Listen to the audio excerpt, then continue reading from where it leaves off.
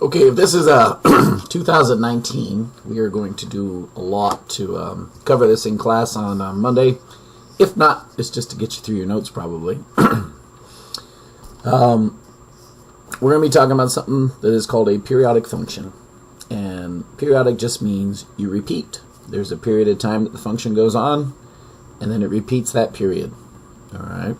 So maybe it happens every 360 degrees in this case, or 2 pi. I'm also going to apologize, my voice seems to be gone, so I'm going to do my best. Sine and cosine functions are two types of periodic functions. They are periodic.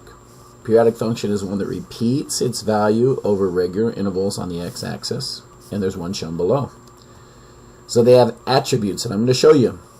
It's a period, which is a length of time, so let's mark that. Let's go from top to top, and from here to here would be a period. And bottom to bottom would be the same thing. From here to here would be a period, right? So midline is the middle, and in this case right here, this is the midline. And then we have the amplitude, which is how tall this thing gets. So my amplitude, from the middle anyway, this would be my amplitude, and also this would be my amplitude. It's how far you move from that midline, both up and bottom. So, and there it is. So we're going to show you a sine function. You know a sine function, that's the height, right? And if you look at this period, the numbers we're plugging into this table, I filled them in for you already, right? Pi 6 is 60 degrees, and this height here would be 1/2. And then what we end up doing is we end up hitting all those 60 degree angles, those reference angles that are the same. And so it would be 1/2 here, right? It'd still be a height of 1/2 here, negative 1/2 and negative 1/2. And then they just hit you with the zeros and 1. So sine of 0 is 0, no height here. We got our 1/2, sine of 1/2, that's the full radius of 1 here. 1/2 here again at that 60 degree reference angle. Pi of 0 is over here, no height. And then we do the same thing, but negative 1/2, negative 1, negative 1/2, and 0. And if we graph that, you're going to see something interesting. And we're going to play around a lot more with this in class. But here we go. Here's 0, 0. Pi 6 is 1/2. Pi halves is 1. Right? We got 5 pi 6, which is 1/2. We got pi, which is 0. 7 pi 6 is negative 1/2. 3 pi halves is negative 1. And then we'll finish up at 0 over here. And we get this beautiful looking curve that does a lot for us in math, which we'll also talk about later. So it looks like my intercepts are these. They are 0, 0, right? They are pi 0. Let's put the other one right here, and 2 pi 0.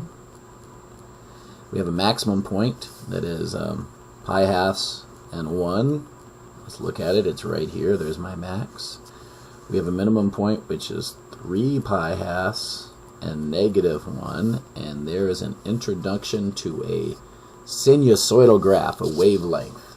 And very, very similar on the back, we have cosine. So we're going to hit this page, and then I'm going to post it. So cosine graphs. Remember, cosine is your length. So the cosine of pi thirds is over here, and it is the distance across. That's 1/2. So, oh, I did pi 6 on the other half. That should have been a 30. I totally took their graph and did it wrong. Pi, it should have been over here. That's pi 6. It's the 30 degree one. But other than that, everything over there is perfect. And this one's doing pi thirds, which is your 60. Right? So let me draw my cosine up here, and this is the one that's 1/2. Right? Cosine of pi thirds at 60 degrees is 1/2. So again, over here you go all the way over. Over here you only go half over. Right? At pi halves there is no cosine. It does not move left or right. At 2 pi thirds it is negative 1/2 right here, and you can follow those down. So let's go ahead and plot that. My dog is barking downstairs, so I am going to go relatively quickly. So we got 0 is 1, pi thirds is 1/2, pi halves here, 2 pi thirds is negative 1/2, pi is here. Let's go to 4 pi thirds, which is negative 1/2. 3 pi halves is 0. 5 pi thirds is 1/2, and then we end up at the top. So as you can see, the cosine also, and let's pretend it keeps going, makes a wavelength. Our x-intercepts are pi halves and 4 pi thirds, so pi halves and 0, and 4 pi thirds and 0. Maximum points, we have 2, right? We got 0, 1 this time right here. And then we have, well, we have 2 pi and 1 right here, the maximum, and only one minimum, and that minimum occurs at pi, which gives us a negative 1. Just very quickly, read through these. This one is, we drew a point that was pi thirds and 0.886, just checking it out. But we can see that sine. When I look at sine, I'm going to show you on the other side, it asks when it's positive and when it's negative. So let's look at it. Sine is positive from 0. It's high up here. It's how high it is to pi. And then negative down here. So it's positive from 0 to well, I should have said pi right there. And from negative after pi to pi halves. All right, not including any of those. And cosine right here, look, cosine is positive from pi to pi halves, and then once again from 3 pi halves to 2 pi, which you can see right here, right, from 0 to pi halves, and from 3 pi halves to pi.